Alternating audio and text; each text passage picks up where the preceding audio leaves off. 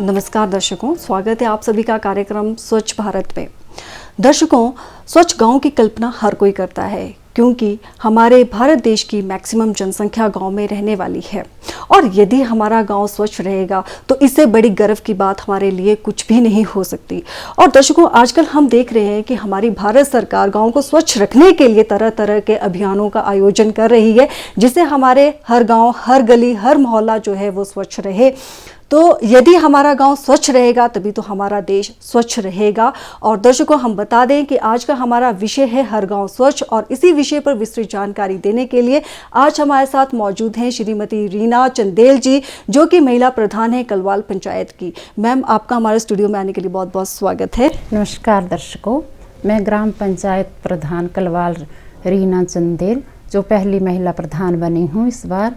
मैं इस स्वच्छता के बारे में जो हमारे आदरणीय प्रधानमंत्री नरेंद्र मोदी जी ने हमें 2 अक्टूबर 2014 को आदेश दिया था, तब तो मैं प्रधान भी नहीं बनी थी, लेकिन तभी से मैंने ये अपने मन में फैसला किया था कि मैं जब भी हमारे पंचायत में महिला सीट आएगी, अगर मुझे कोई प्रपोज करेगा प्रधान बनने के लिए, तो मैं इस स्वच्छता के अभियान को ज़रूर पूरा करूँगी। और मैं अभी भी जब भी हमारी ग्राम सभा होती है तो अपने सभी गांव के लोगों को बुलाती हूं और वहां पर स्वच्छता के बारे में उन्हें बताया जाता है।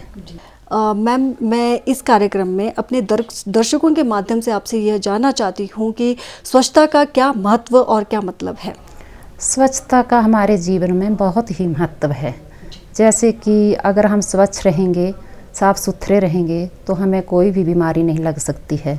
जैसे कि हमारे घर के आसपास प्लास्टिक वगैरह है, कूड़ा करकट है, हम लोगों को कहते हैं कि अपने अपने घरों का जो प्लास्टिक है वो एक बोरा लगा के अपने घरों में रखेंगे। फिर मैं मनरेगा के तहत अपनी पंचायत में उन बोरों को वहाँ पर रखवा लेती हूँ और हमारे एसडीएम सर जी हमें गाड़ी भेजते हैं और उस गाड़ी में उन बोरों को भेज दिया जाता है और वहाँ पर डिस्पोज किया जाता है। मैम, स्वच्छता के लिए आपके गांव में कौन कौन सी योजनाएं चलाई जा रही हैं? मैम, स्वच्छता के लिए तो मैं अपने गांव में जैसे कि अंडरग्राउंड सीवरेज डालवा रही हूँ। जैसे कि सिंक का पानी है, बाथरूम का पानी है, गंदा पानी जो भी है वो सीवरेज में डाल के एक बहुत दूर ज़्यादा वहाँ टैंक बनवाया जा रहा है जिसमें डिस्ट्रॉय कर दिया जा रहा है इसको। और जैसे कि लोगों को ऐसा भी बताया जाता है सूखा और गीला जो कचरा है वो अलग अलग डस्टबिन लोगों ने लगवाए हैं। जैसे कि बर्मी कंपोस्ट पिट हमने बनवाए हैं, खड्डे खुदवाए हैं, उनमें उसको डाल दिया जाता है। मैम, स्वच्छता के लिए जन भागीदारी का होना बहुत ही ज़्यादा आवश्यक है।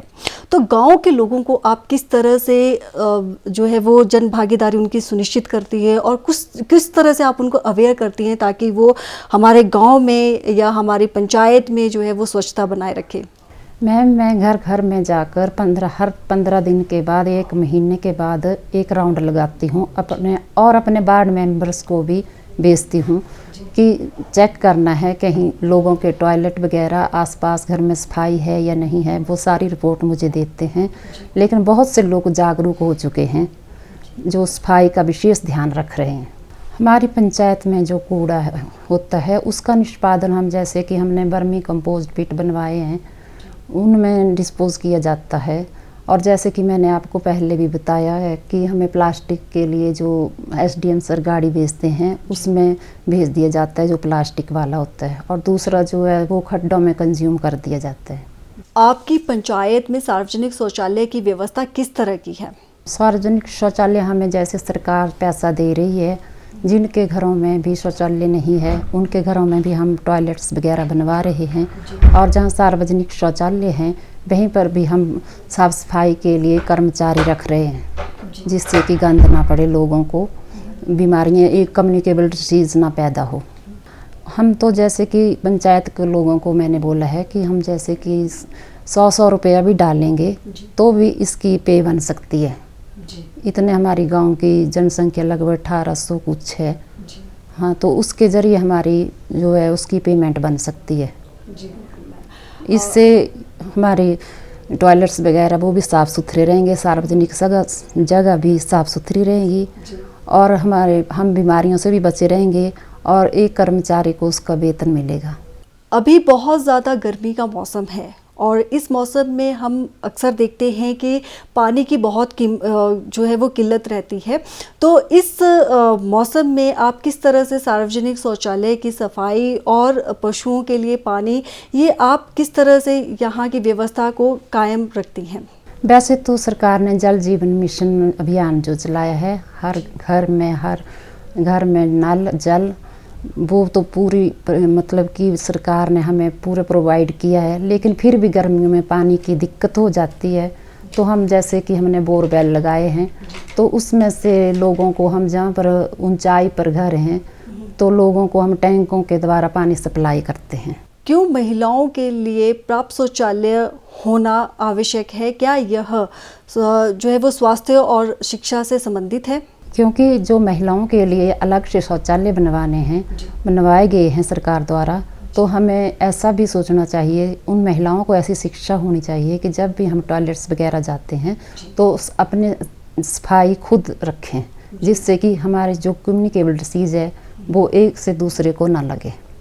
आजकल अधिकतर खाद्य पदार्थ जिसको हम पैक्ड फूड बोलते हैं वो उसमें प्लास्टिक में रैप होकर आ रहा है और जिससे अगर हम उसको प्लास्टिक को अगर हम फेंकते हैं तो उससे हमारा पर्यावरण जो है वो प्रदूषित होता है।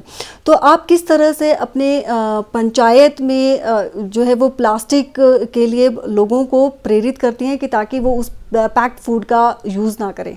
जैसे कि हम तो महिलाओं को ऐसे ही शिक्षा देते हैं कि अपने घर में ही हम बच्चों को जंक फूड जो हम बाहर से खरीदते हैं वो ना खरीदें और घर में ही प्रिपेयर करें, जिससे कि बच्चों का हेल्थ बनी रहे।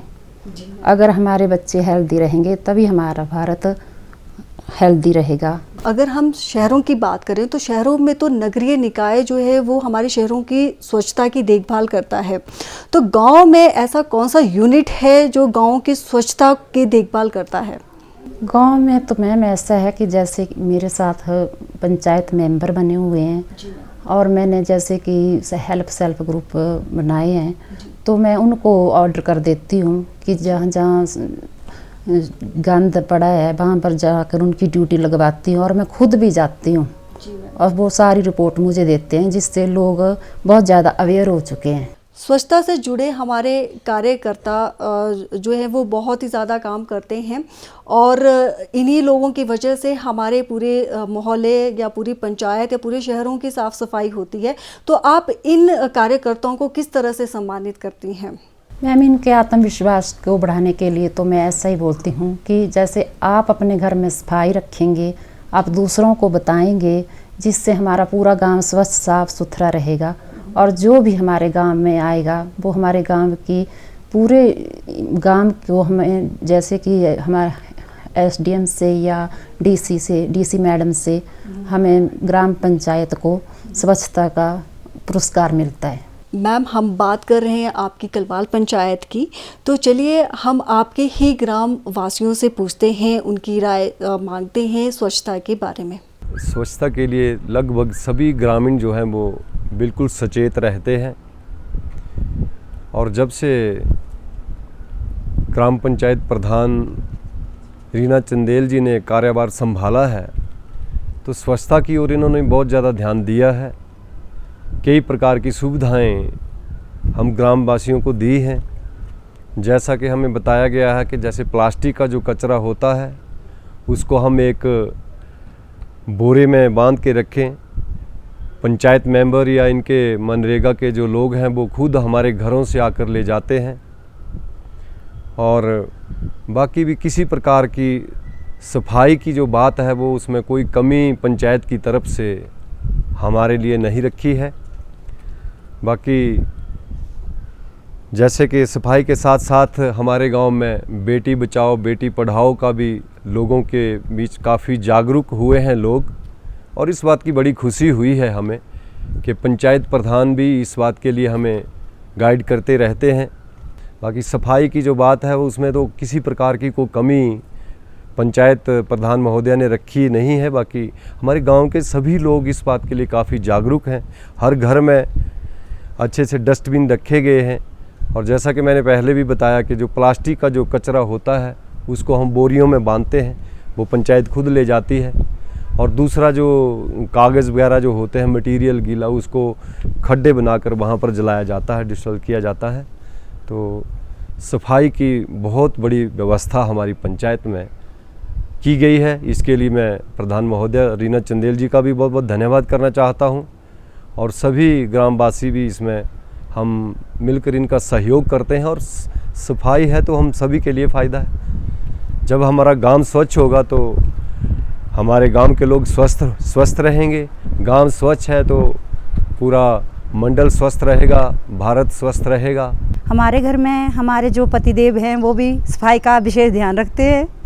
ज़्यादातर वही कूड़ा करकट जो है वो फैलने नहीं देते हैं, और बच्चों को भी समझाते रहते हैं कि यहाँ पे ऐसे गंद नहीं डालना है। जो भी खाने की चीज़ें जो जैसे क्रैक्स वगैरह होते हैं उनको, उनके जो लिफाफे होते हैं उनको बोरी में पैक करके रख देते हैं, और उसको पंचायत घर में पहुँचाने की जो सुविधा है उसको भी पूरा करते हैं। हम बच्चों को सफाई का विशेष ध्यान रखने की बातें बताते हैं, जैसे शौचालय को साफ़ रखना। अगर शौचालय गंदा होगा तो उससे बीमारियां फैलेंगी, जैसे बच्चे भी बीमार हो सकते हैं। हाथ धोना और अच्छी तरह से अपनी भी सफाई रखना, और शौचालय की सफाई भी रखना। आसपास के लोग भी हमें देखकर अच्छे मतलब ये बातें सीख रहे हैं। हम बच्चों को भी बता रहे हैं, आसपास के लोगों के बच्चों को भी, कि सफाई का विशेष ध्यान रखना है। जैसे रास्तों में पड़े रहते हैं लिफाफे जो होते हैं उनको भी हम उठाकर उस बोरी में मतलब पैक करके रख देते हैं, और पंचायत घर की सुविधा जो है वो पहुंचाने वाली उसको भी पूरा करते हैं। तो दर्शकों, हमने जाना ग्राम पंचायत कलवाल के निवासियों से उनकी स्वच्छता के बारे में क्या राय है। तो मैम, हम आपसे जानना चाहते हैं को प्राइज़ जो है वो किस तरह से डिस्ट्रीब्यूट किए जाते हैं हर एक। मैम, जैसे कि हमारी टीसी मैडम बनिक श्वेता जी हैं, हमें हमारी जैसे कि हमारी पंचायत का मंथली रिपोर्ट जाती है कि कितना स्वच्छ रखा है, वो भी चेकिंग पे आ जा सकती हैं। एसडीएम सर भी आ जाते हैं, तो उस हिसाब से हमारी जो ग्राम पंचायत है उसको स्वच्छ भारत मिशन का दर्जा दिया गया है। आप हमारे इस कार्यक्रम के माध्यम से हमारे दर्शकों को क्या संदेश देना चाहती हैं? मैं इस कार्यक्रम के माध्यम से दर्शकों को यह निर्देश देना चाहती हूँ कि अपने घरों की सफाई और अपने आसपास की सफाई रखना बहुत ज़रूरी है। अगर हम अपने घरों की, आसपास की, पूरे गांव की सफाई रखते हैं तो हम पूरे देश को साफ़ सुथरा बना सकते हैं और कम्युनिकेबल डिसीज़ से बच सकते हैं। तो दर्शकों, ये थे आज हमारे साथ श्रीमती रीना चंदेल जी, जो कि महिला प्रधान हैं कलवाल पंचायत की, और आज इन्होंने हमें बहुत ही उम्दा जानकारी दी कि किस तरह से हम अपने गांव को स्वच्छ बना सकते हैं।